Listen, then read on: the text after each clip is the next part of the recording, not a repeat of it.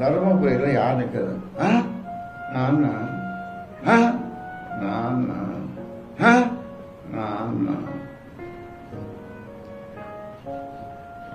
அப்புறம் பார்த்தா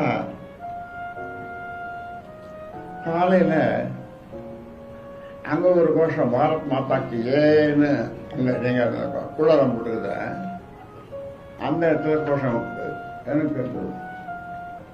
என்னடா இது? அப்புறம் விருந்துக்கு ஒருத்தர் கூப்பிட்டுருக்காங்க. 64 வகையான பதார்த்தங்கள் அது எல்லாம் போட்டு, அதுவும் எனக்கு தெரியாது.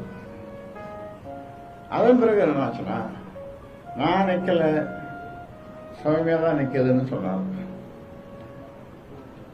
நாங்கள் பொதுக்குழுவில் சொன்ன மாதிரி நம் குடும்பத்தை சேர்ந்த பெண்கள் இந்த மாதிரி வேண்டாம் அப்படின்னு சொன்னதுக்கு எதிர்மாறாக நிற்கக்கூடாதுன்னு அப்படின்னு நான் சொன்னேன்.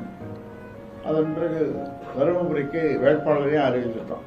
அரசாங்கம்னு ஒரு பையன், அது ஊடகங்கள்லாம் வந்துடுது, அவர் தான் வேட்பாளர் அப்படின்னு. அப்புறம் என்னுடைய சின்ன மகளை பெரிய பேரன் எல்லாம் சேர்ந்து